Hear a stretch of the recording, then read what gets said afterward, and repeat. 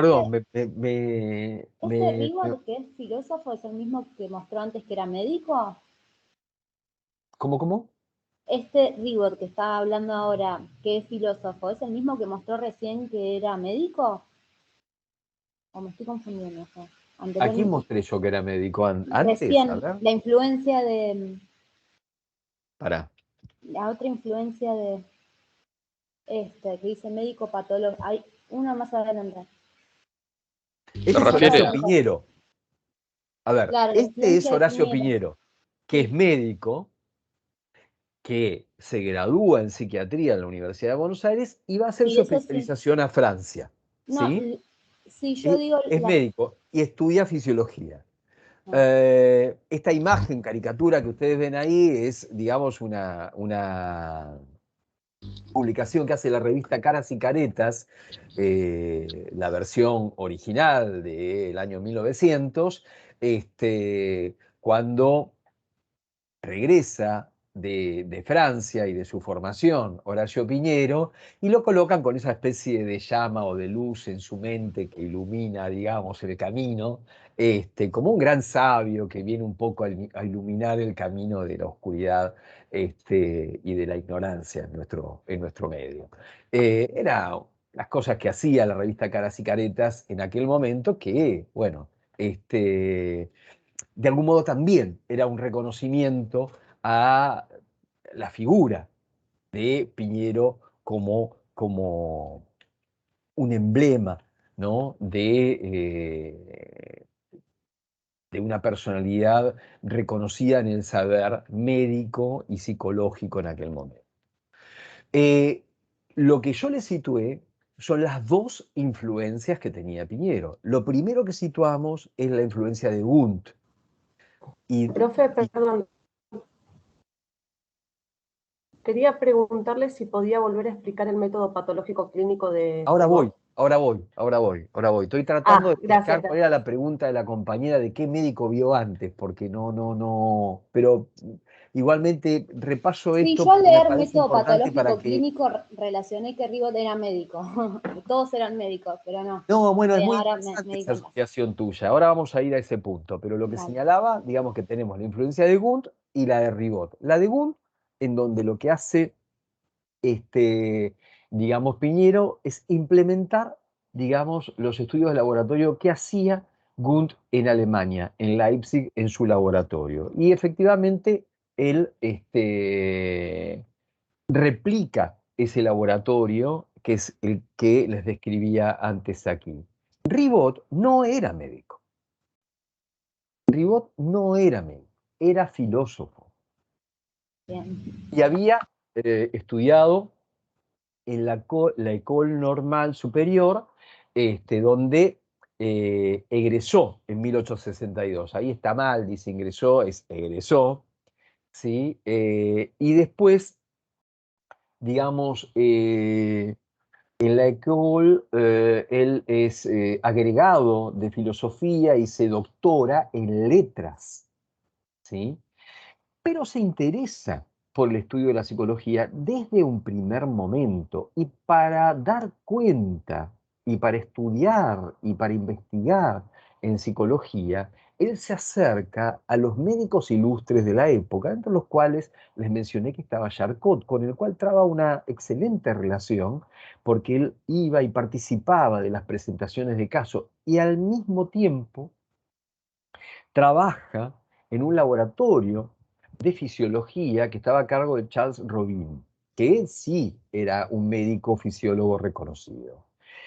Ribot se lamentaba de no ser médico, se lamentaba porque él entendía que para ser psicólogo, para formarse en psicología, había que tener una doble formación.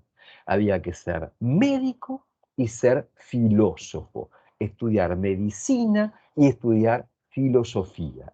Ambas cosas para poder dedicarse a la psicología. Piensen que en aquel momento no existía la carrera de psicología, ¿sí? Y la psicología se situaba en una especie de intersección, sobre todo cuando se intersecta lo clínico y lo biológico con, digamos, las conceptualizaciones de la mente.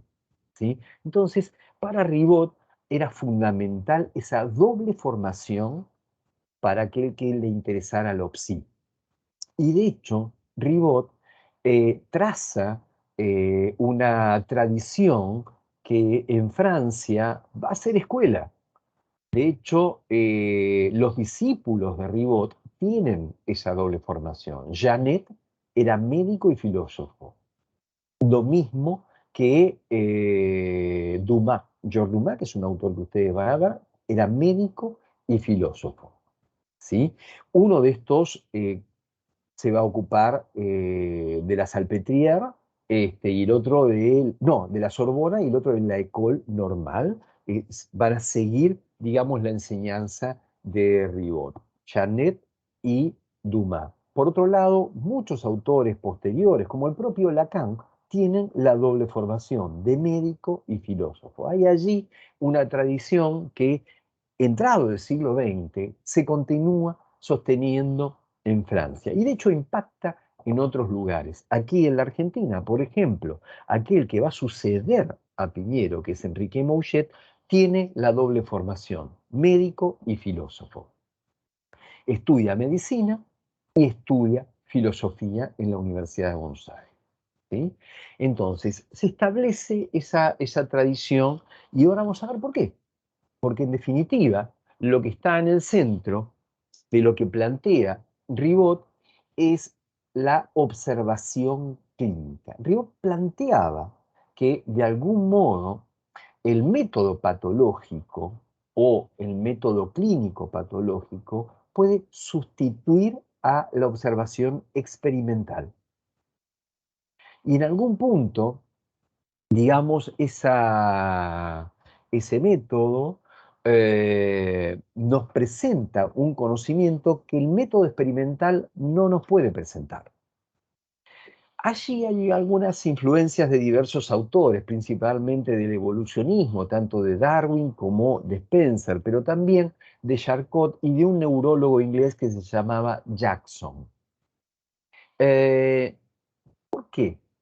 ¿Cuál era la influencia de este neurólogo inglés que se llamaba Jackson? Jackson también era un neurólogo que tenía una conceptualización evolucionista, porque él pensaba, y esto tuvo un impacto muy grande en la segunda mitad del siglo XIX, que llega incluso al propio Freud, él pensaba que la mente humana y la personalidad se constituía de lo más simple hacia lo más complejo, de abajo hacia arriba, como si fueran las capas de la cebolla que se van superponiendo unas a otras. Entonces, desde lo más instintivo, desde lo más automático, desde lo más irracional, se va evolucionando y organizando la personalidad hacia lo más complejo, hasta lograr el desarrollo superior de las funciones psíquicas superiores. ¿Qué por eso se llaman superiores? Porque las inferiores eran inferiores, es decir, lo que está abajo y lo que está arriba. Piensen ahí la fuerte impronta evolucionista, de lo más simple a lo más complejo, de lo inferior a lo superior, de lo basal a lo cortical. ¿Sí? ¿Qué ocurría? Lo que veía Ribot es que la enfermedad mental, cuando emergía, afectaba a las últimas adquisiciones, es decir, las últimas capas de nuestra cebollada mente. Eso significa que lo que provocaba era una regresión a un estadio anterior.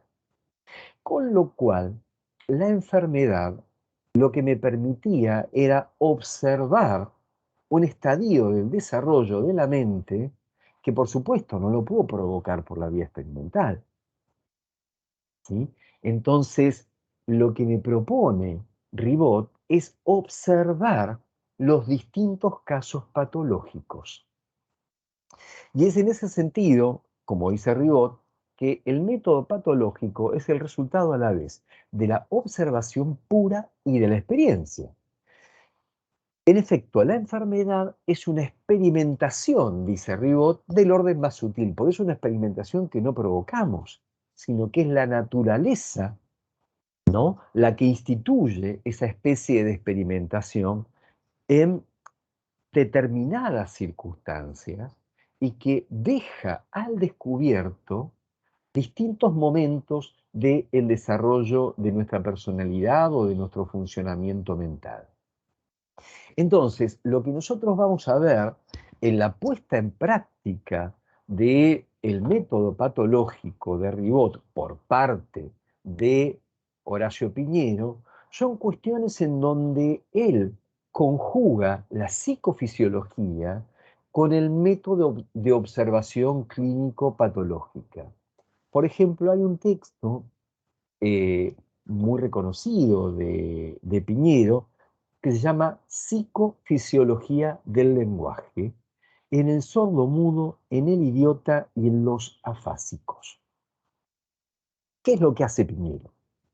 Piñero toma un objeto de estudio, esto es el lenguaje, una función superior, y lo estudia en el sordo-mudo, alguien que tiene una determinada ficción, en el idiota, que es, digamos, la denominación que en aquel momento tenía el retraso mental, ¿sí?, y el afásico, que también, digamos, es otra patología, es decir, toma distintos casos patológicos y los observa y ve cómo funcionan. Y entonces, ¿qué es lo que ve que funciona? Lo que ve que funciona es que el sordo mudo no habla, no posee el lenguaje, dice Piñero. ¿Por qué? Porque no escucha. Al no escuchar, no llegan los estímulos a los órganos de los sentidos correspondientes para poder captar esas palabras. Es decir que, ojo, ahí también ya tenemos una teoría del lenguaje, obviamente, que es que el lenguaje se aprende. Y se aprende a partir del hábito y a partir de la escucha. ¿Sí? Entonces, al no poder escuchar, no se produce la idea del lenguaje.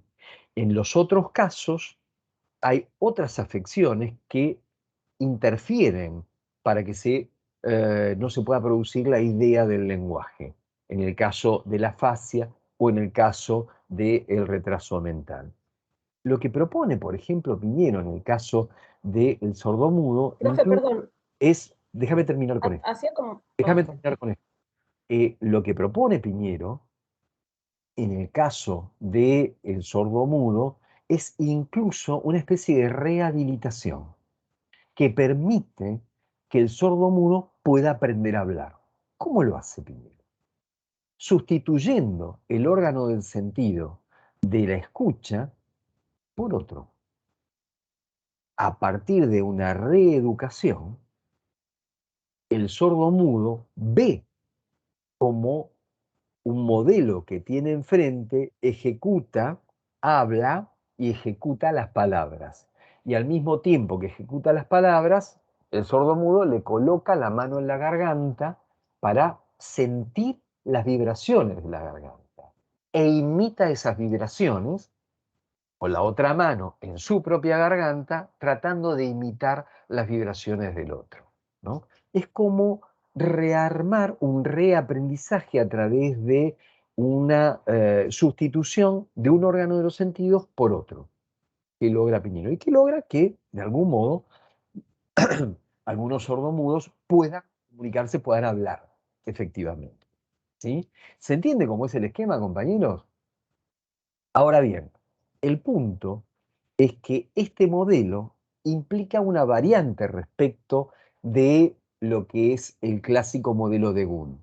¿Cuál es esa variante? La variante de lo patológico, la variante clínica, y donde la observación pasa a ser una observación de casos, de distintas especies psicopatológicas. ¿Sí?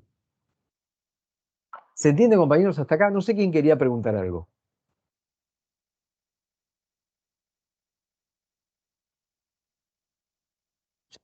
Bueno, seguimos entonces. No, yo estoy hablando. Lo que pasa es que está lenta mi computadora y ahí me escucha. Natalia. Sí, sí. No, quería preguntarle si Ribot hacía como una especie de diagnóstico diferencial y por otro lado quería consultar por el tema del sordo-mudo, no se trataba solo de trastornos mentales, digamos, abarcaba un montón de patologías.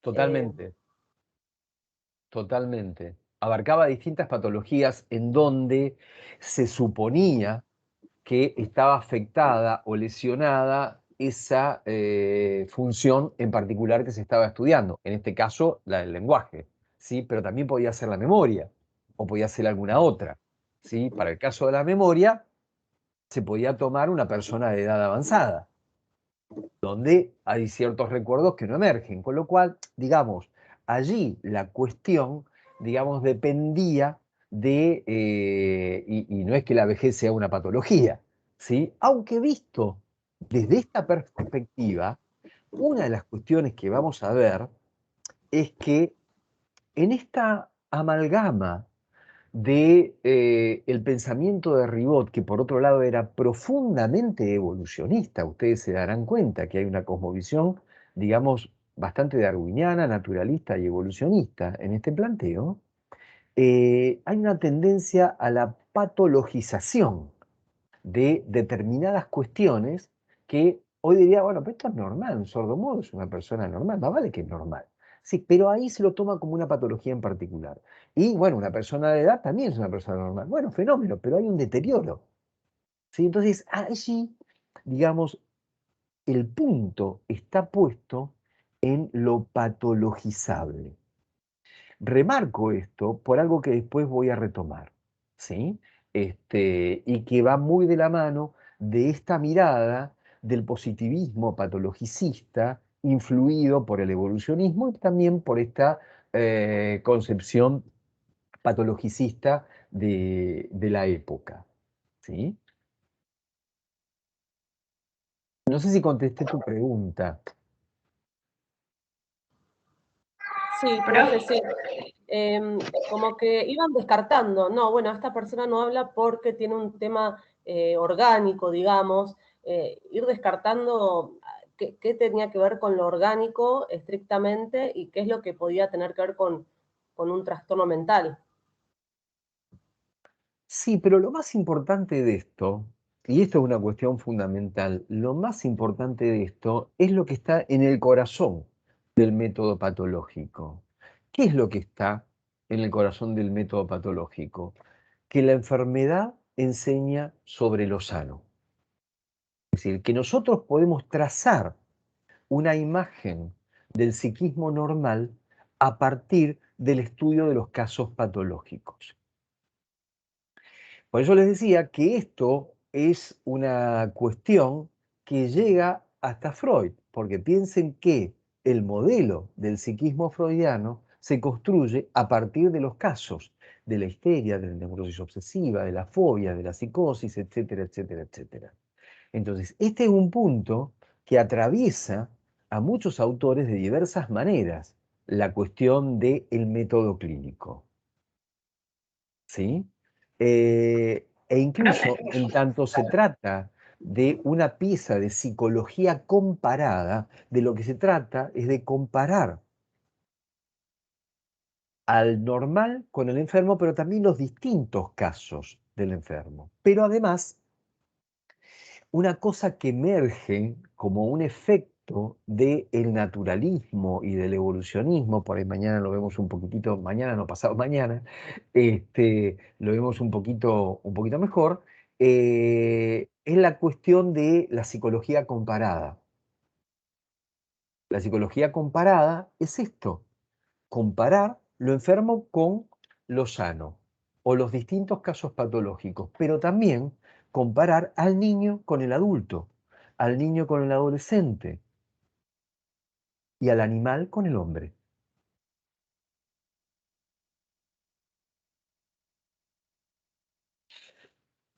Bueno, Profe, sí, perdón.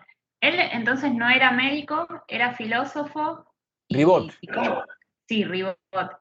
Y Y a partir de la observación, o sea, ¿cómo escribía técnicamente si no era médico? Es como que yo me pongo a escribir sobre, no sé, lo que observo de cualquier otra área. ¿Y cómo es que los abogados se ponían a escribir acerca de psicología si no eran psicólogos? Claro, es otra pregunta también que me quedó. Claro, es otra pregunta. Exactamente. ¿Y cómo es que un médico habla de psicología si tampoco es psicólogo? Estamos en un momento en el cual la psicología como disciplina nace, se produce. Y no olviden que la psicología surge como una rama de la filosofía. Entonces la autoridad de Ribot era más que suficiente para eso. Es difícil de entender desde nuestro imaginario actual, porque hoy para ejercer la psicología tenés que tener matrícula y haber estudiado en la facultad y recibirte y tener el diploma.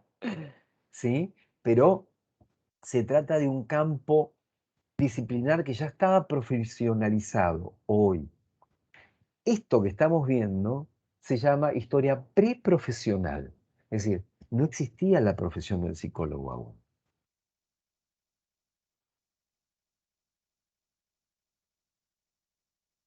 Es lo que hace a lo que después permite construir una profesionalización de la psicología.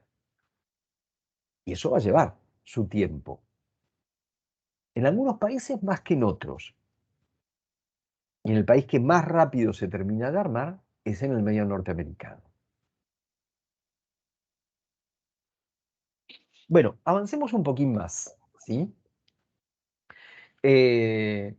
Entonces, este señor, Ribot, que de ribote hacía observaciones clínicas, en realidad, efectivamente, lo hacía porque se había formado en la experiencia, con Charcot, con Vulpian, con médicos ilustres, con Claude Bernard, pero también en un laboratorio de fisiología donde llevó adelante las prácticas fisiológicas. Piensen en otra cuestión, ¿sí?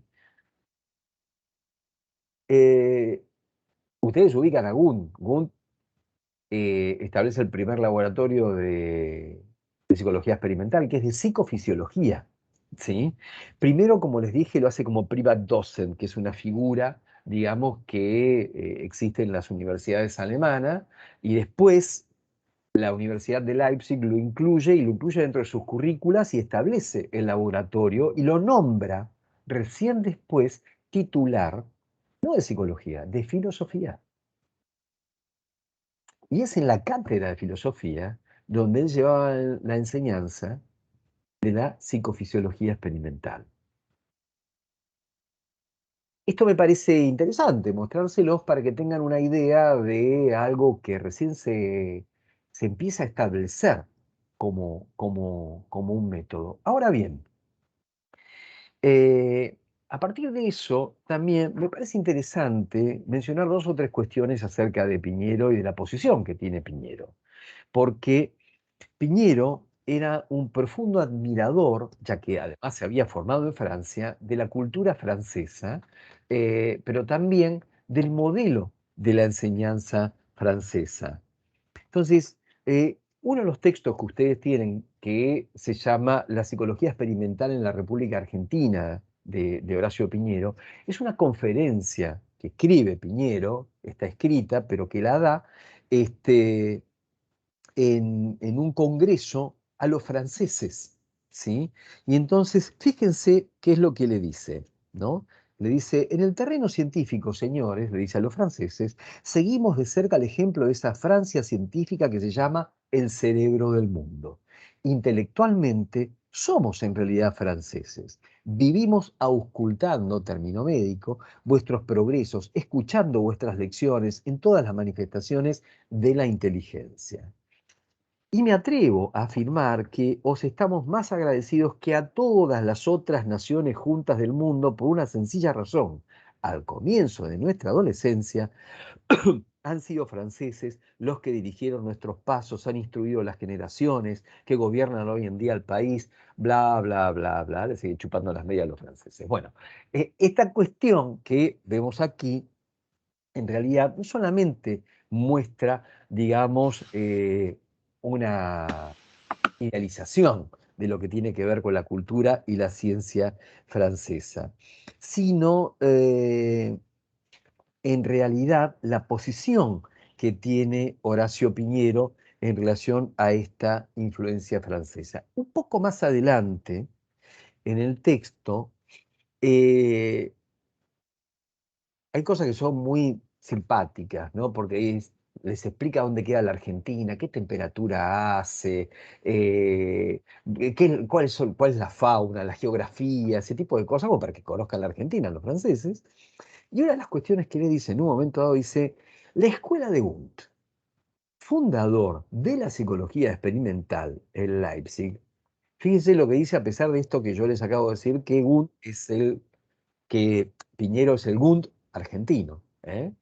Pero fíjense lo que dice. La escuela de Wundt, fundador de la psicología experimental en Leipzig, también ha ejercido influencia sobre nuestros estudios. Pero, debo advertiros, no ha tenido la enorme repercusión que sí encontró en América del Norte, donde 50 laboratorios siguen las orientaciones del gran maestro. En mi opinión, ellos hacen demasiada psicometría. Y la psicometría es solo un pequeño capítulo de la psicología. Bueno, esta es una cuestión muy interesante porque en realidad hay algo que muestra que la psicología, cuando aparece de la mano de Wundt en método experimental, logra una independencia y un lugar autónomo y un reconocimiento dentro del marco de las ciencias. Pero no todos. Los autores que empiezan a enseñar psicología y que se involucran con la psicología, creían que la psicología se podía reducir al método experimental, y menos que menos como lo plantea Wundt. Por eso, el propio Piñero, un poquitito más adelante, va a decir, esta psicología que Ribot entonces denominara experimental para distinguirla de la antigua psicología filosófica y metafísica, no tiene ya necesidad de ese apellido de bautismo exigido en sus difíciles comienzos. Señores, podría decir, ya somos independientes, ya somos grandes, nos quitamos los cortos, que eran, digamos, el método experimental, y podemos caminar un poco más libremente y tomar también otros métodos. Esto es un poco lo que quiere aquí transmitir Piñero, más allá de que él transmita el método experimental, lo utilice, lo enseñe y en gran parte sea el representante de Wundt en nuestro país y quien más sólidamente transmitió sus enseñanzas y su método. Pero a pesar de ello, tiene más peso esta mirada patologicista, esta influencia francesa de Ribot, que se ve que pesa fuertemente en su concepción y, por supuesto, la mirada positivista y evolucionista. Esta cuestión la vamos a ver mucho más fuerte en otro autor, que es José Ingenieros. José Ingenieros va a ser uno de los positivistas más fuertes y más reconocidos en nuestro país. José Ingenieros es alguien que nació en Italia. Esta es otra caricatura de caras y caretas, ¿sí? José Ingenieros midiendo un cráneo para ver, digamos, qué es lo que cabe en esa cabeza, podríamos decir. Nace en Palermo, en Italia, y fallece en nuestro país en 1925, murió muy joven. Y hay algunas cuestiones, bueno, no tenemos tiempo como para desarrollarlas, pero el nombre de origen de José Ingenieros era Giuseppe Ingegneri. ¿Sí? Hay un trabajo que yo escribí hace tiempo que se llama José Ingenieros y los archivos de criminología, donde se sitúa un poco parte de la historia de este nombre de José Ingenieros, que mantuvo su nombre original, Giuseppe Ingegneri, durante muchísimos años, a pesar del bullying que le hacían en la facultad.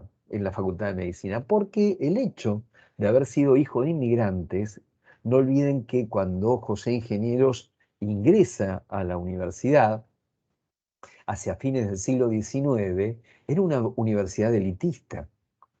Ingeniero, al ingresar a la universidad, después tiene una beca e incluso hace un primer tramo de la carrera para recibirse de farmacéutico. Para poder, trabajando como farmacéutico, bancarse sus estudios en la universidad, cosa que no ocurría generalmente con muchos estudiantes, justamente por el diseño elitista. La universidad también tenía aranceles, ¿no? Ese diseño elitista hacía que, bueno, además, entre los inmigrantes italianos y además aquellos que no pertenecían a determinada tradición, clase, formación social, eran como bastante rechazados dentro de determinados núcleos. Esto seguramente los llevó a Ingenieros a trabajar y a trabajar mucho, porque no solamente trabajó como farmacéutico para poder bancar su carrera, sino mientras era estudiante trabajó en un periódico y como escribía muy bien, escribía varios artículos en el periódico y se hizo un escritor muy prolífico hasta que se recibió. Se recibió y tuvo una tesis que era que después se publicó como un libro que era la simulación en la lucha por la vida. Su tesis es del año 1900, y hay una anécdota interesante porque él dedica la tesis a Maximino Fernández. ¿Quién era Maximino Fernández? Maximino Fernández era el portero de la facultad, ¿sí? En honor al portero de la facultad, que era el único como él en ese lugar, él le dedica la tesis, justamente por una cuestión de confrontación, digamos, con las élites que en aquel momento estaban presentes. José Ingenieros, alguien muy polémico, muy prolífico en su labor como escritor. Esta síntesis que ustedes ven ahí de la cronología de José Ingenieros muestra que el tipo era sumamente prolífico. Es alguien que además tuvo una participación política muy fuerte dentro del anarquismo, digamos,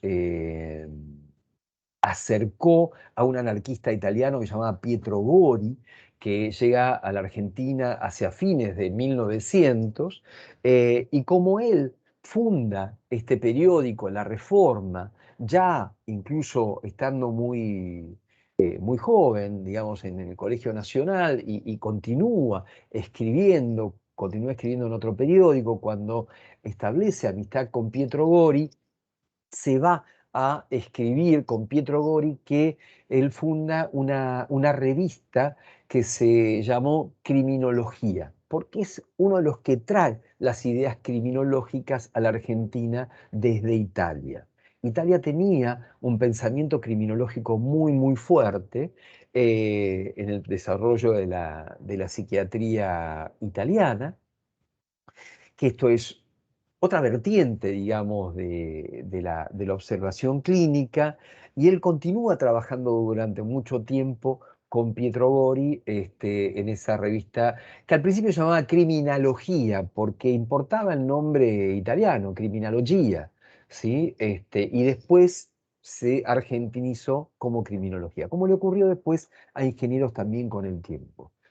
Bastante avanzado en el tiempo, o sea, 1913, 14, 15, empieza a argentinizar su nombre. Primero el nombre, en vez de Giuseppe, José, José Ingenieri, y después el apellido, José Ingenieros, que recién después, con el tiempo, empezó a argentinizarse. Y las reediciones de las obras posteriores generalizaron, digamos, la argentinización o castellanización del nombre propio de José Ingenieros, como José Ingenieros, y ya no como Giuseppe Ingenieri. Cuando Ingenieros se recibe muy rápidamente, también establece relación con un psiquiatra que se llamaba Francisco de Veiga, y Francisco de Veiga estaba a cargo de la cátedra de Medicina Legal en la Facultad de Medicina y estaba también a cargo del Servicio de Observación de Alienados de la Policía Federal. Comienza a trabajar en el tema de la criminología. Ese Servicio de Observación de Alienados de la Policía Federal estaba en 24 de noviembre Hipólito Yrigoyen, en la esquina de la facultad, de la sede de la Facultad de Yrigoyen. Y allí había un servicio que se llamaba Depósito de Contraventores, ¿sí? Un nombre desagradable, depósito de contraventores, ¿no? Se depositaban ahí aquellos que hacían alguna contravención. Los borrachos, las prostitutas, los carteristas, algunos que transgredían alguna de las normas sociales sin llegar a ser un delito mayor, ¿sí? Entonces, muy rápidamente, Ingeniero se interesó en la criminología y también se acercó efectivamente al estudio de la psicología y en 1904 gana por concurso la suplencia de la Cátedra de Psicología Experimental, se convierte en el suplente de Horacio Piñero. Y de hecho, cuando Horacio Piñero estuvo ausente, él tuvo a su cargo el curso de Horacio Piñero. Y un poco después, como ustedes saben, él va a quedar a cargo del segundo curso después de que Félix Krueger se vuelva a Alemania. Una cuestión importante también, me parece, es que a partir de 1901, 1902, esa revista que se llamaba Criminología,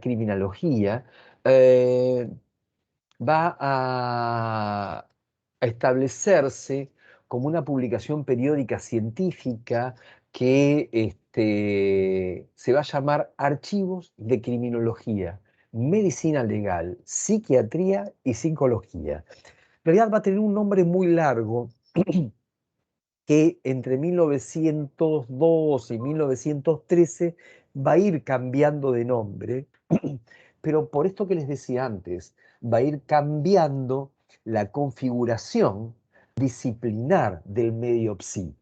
Entonces la psicología va a tener más peso en algún momento, entonces va a ocupar un primer lugar en un determinado momento conjuntamente con la psiquiatría dentro de lo que es el nombre de la revista. Van a desaparecer otros nombres y bueno, en definitiva va a ser archivos de psicología, psiquiatría, criminología y ciencias afines, ¿sí? Es una revista que va a estar dirigida por ingenieros y que en un determinado momento se va a convertir en el órgano de difusión del Instituto de Criminología de la Penitenciaría Nacional, en el cual después José Ingenieros va a asumir como director hacia 1907, ocupando un lugar muy importante y va a ser uno de los principales promotores y desarrolladores de la criminología en Latinoamérica, y sus obras van a tener un impacto muy fuerte en América y en Europa. Bueno, hasta que en un momento dado él decide dejar de dirigir la revista, tenía otros compromisos profesionales, académicos, etc., hacia 1913, y alguien que lo secundaba a él, que se llamaba Elvio Fernández, que es otro de los referentes de esta época, Elvio Fernández, que lo acompañaba, decide o le proponen dirigir la revista y él continúa con la revista que continuó durante 15, 20 años más. Con lo cual, este es un punto que me parece interesante remarcarles porque los archivos de criminología, así se llamó durante el periodo de ingenieros, y la revista de criminología, que es la misma producción, digamos, nada más que cambiado de nombre después de que se fue ingenieros, es una de las primeras publicaciones científicas que, digamos, concentra publicaciones de psicología, investigaciones de psicología, tanto experimental como clínica como criminológica, ¿sí? La gran mayoría de los autores, de los científicos que en Argentina producían en el campo de la psicología, escribieron durante 30 años en esa publicación, ¿sí? Bueno, vamos a dar otro paso más adelante. Bueno, estas son un poco una síntesis de las obras de José Ingenieros. José Ingenieros era un tipo, digamos, como les decía, muy prolífico y que también escribió obras de diversa índole, ¿sí? Por ejemplo, la psicopatología en el arte, eh, la patología del lenguaje musical, las fuerzas morales, el tratado del amor. No solamente escribía sobre psicología, sino que escribía sobre diversas cuestiones. Y muchas también sobre psiquiatría, histeria y sugestión. Ese texto, Histeria y Sugestión, que es un texto de 1904, en realidad ya había empezado a aparecer un poco antes, es uno de los textos más tempranos en donde se menciona a Freud aquí en la Argentina, porque él cita los estudios sobre la histeria y psicoterapia de la histeria bastante tempranamente. Lo que a nosotros nos interesa es cuál es la idea que tiene José Ingenieros acerca de la psicología. José Ingenieros va a plantear un modelo de psicología que él va a llamar psicología genética. Esto lo va a plantear en un texto fundamental que se llamó Principios de Psicología. Llamativamente, digamos, tiene el mismo nombre que un texto de otro gran positivista, que era William James. William James, el padre del pragmatismo norteamericano y uno de los promotores, fundadores de la psicología norteamericana, tuvo un texto que llamó Principios de Psicología, que por otro lado remite a otro, digamos, eh, representante del positivismo, del evolucionismo, que era Herbert Spencer, que también había publicado un texto que se llamó Principios de Psicología. Si nos guiamos solamente por esa especie de homenaje en los nombres, podríamos decir que ahí hay una cosmovisión evolucionista que abrazan cada uno de estos autores. Y efectivamente, esta concepción de la psicología genética que plantea José Ingenieros es una cosmovisión que plantea la psicología como una ciencia natural que estudia las funciones psíquicas en los organismos vivientes, y en ese punto él la va a considerar una rama de las ciencias biológicas, es decir, la psicología es un aspecto de la biología.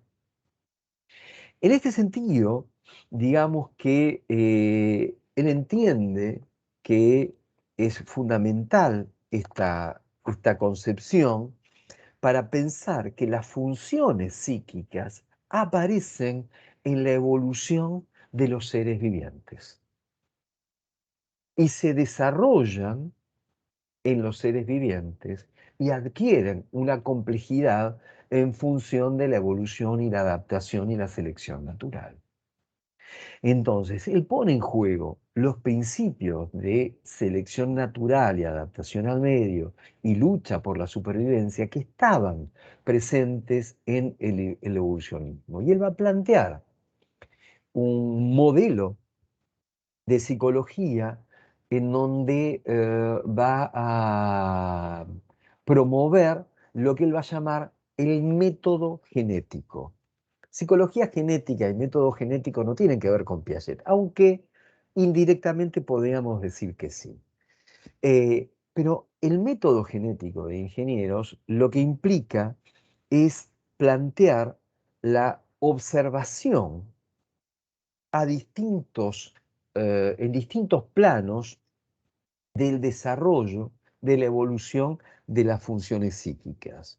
Por un lado, a través de lo que llamamos psicología comparada, es decir, a través de la filogenia entre los hombres y los distintos animales, pero también a través de la psicología social, lo que llamamos sociogénica, es decir, las distintas sociedades, pero también en los distintos momentos históricos. Ojo que acá, cuando él habla de psicología social, no tiene nada que ver ni con Pichon Rivière, ni nada por el estilo. Social en términos casi más naturalistas, en donde una sociedad evoluciona y supera a la anterior, como puede ser la sociedad primitiva de la tribu tal y cual que pereció en el África, y sin embargo otras sociedades más evolucionadas como nosotros, que somos la civilización occidental, hemos podido superar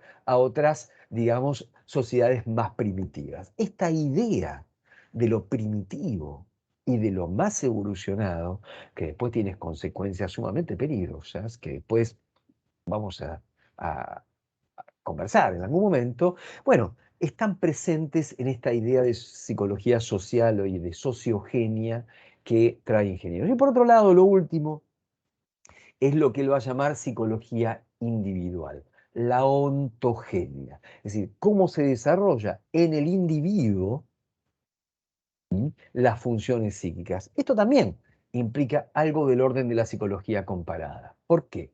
Porque no es lo mismo el psiquismo del niño que el del adolescente, que el del adulto, que el del anciano. ¿Sí? En ese sentido, los distintos momentos evolutivos del individuo nos van a presentar una imagen del desarrollo y del funcionamiento de las funciones psíquicas en su plenitud. Y esta comparación nos va a permitir extraer distintas conclusiones para lo que es, digamos, una teoría más compleja y más completa de la psicología. Como ven, se trata de una concepción, la de ingenieros, completamente imbuida en el paradigma positivista, evolucionista y muy centrada en lo que es la ciencia natural. Y fíjense que el planteo de ingenieros, si bien no desecha la psicología experimental, no le da un primer lugar, no le da un lugar preponderante, le da un lugar más preponderante a el método genético y le da un lugar más preponderante a la observación en general. ¿Sí? Bien. Esto en cuanto a ingenieros.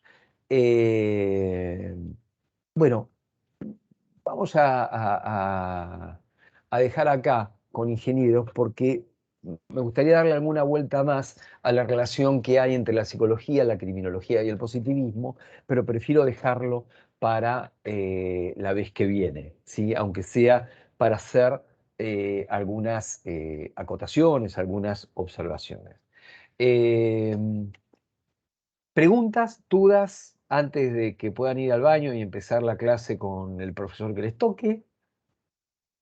Profe, disculpe, ¿hoy va a subir las grabaciones? Hoy voy a subir las grabaciones que no subí de la Sí, sí, clase de antes de ayer. Seguro, seguro que hoy las sí, subo. sí. Voy a tratar Ay, también de gracias. subir estas de hoy, ¿sí? Gracias, profe. Profe, ¿me escucha usted ahí? Perfecto, limpio y claro. No, yo Cambio. perdón la insistencia, pero la verdad es que estoy con usted un poco aterrada, digo, en la parte de seminario. Me vas a hacer sentir mal, Nadia. Vos, ¿sabés que No, soñé esta pero quiero preguntarte, si capaz me puedes aconsejar cómo, porque yo vengo leyendo los textos todos, pero la verdad es que tengo la experiencia de la otra cursada, en donde capaz que fue todo más de los periodos de, bueno, democrático, de restringido, ampliado, entonces como que no sé cómo estudiar esta parte del seminario. Mirá, no es muy difícil. Hay dos o tres cuestiones con respecto a la evaluación que por ahí les puedo adelantar. En primer lugar, respecto de toda esta parte del seminario que vos señalás, está el tema de los textos que yo les sugerí que les convenía ir leyendo. Está el texto de Honrubia, está el texto panorámico de Lucía, está el texto de Unzué, que tiene que ver con la creación de la Universidad de Buenos Aires, está el texto de Piñero, que toma la psicología experimental en la Argentina, y hay algunos otros textos allí que me parece que son interesantes, que sitúan esta cuestión. Incluso hay un texto de José Ingenieros, ¿sí?, al respecto. Me parece que en cuanto a lectura, por ese lado va bien. Hay que ir leyendo los textos que también forman parte de los capítulos del libro y donde se plantean los momentos, esos momentos que tienen que ver con los periodos de democracia ampliada, restringida. La vez que viene yo lo voy a retomar, pero tienen un PowerPoint general, tienen los videos, ¿sí?, donde eso se desarrolla. Y después yo le voy a subir a ustedes un par de PowerPoint más, PowerPoint o PDF, que los va a orientar un poco más en relación a ese tema. Pero tienen que tenerlo en cuenta, porque la pregunta, y acá yo no sé si te ayudo con esto, Nadia, o te da más miedo, puede ir para cualquier lado, para cualquier lado. Puede ir para cualquier lado. Tengan en cuenta que la pregunta sí va a requerir de ustedes un desarrollo de 2 carillas como mínimo y de 4 carillas como máximo. 2 carillas mínimo y 4 máximo. Creo que era eso, o 3, no me acuerdo bien. Pero tiene un 3 mínimo más, y un máximo. sí. 3. Máximo 3. Bueno, 2 mínimo y 3 de máximo, ¿sí? Y lo que sí o sí tienen que responder es la pregunta. Esto es sumamente importante. Ustedes tienen la pregunta 1, la pregunta 2, o la pregunta 3, o la pregunta 4, cualquiera de las preguntas que les toque, de acuerdo al apellido que tengan, es esa la pregunta que tienen que responder. Que pongan algo más es porque les sobró espacio, o porque quieren demostrar que además saben otras cosas más. Pero si no responden la pregunta, lo que ponen de más está de más. Tienen que responder la pregunta, y eso es fundamental. Por Profe, más que, disculpe, por más que lo pusieron de cualquier esta, otra cosa y que eso otro esté bien, no está respondida la pregunta. Eso ténganlo en cuenta con las preguntas en general de las evaluaciones que ustedes tienen. Si a ustedes en el informe le preguntan acerca de tal cuestión que involucra a Stasser, a Arié, a Descartes y a Gunt, después dicen, bueno, pero yo hablé 50 carillas de Hume, no me lo van a tener en cuenta. Y yo, no estaba contemplado en la pregunta. ¿Se entiende? ¿Estaba bien lo que puse de Hume? No importa. Lo que hay que hacer es responder bien la pregunta. profe, perdón, los textos seguimos leyendo los mismos textos que dijo el lunes, que nos dio el lunes. Sí. Ahí está, gracias. Chicos, dejo de grabar ya mismo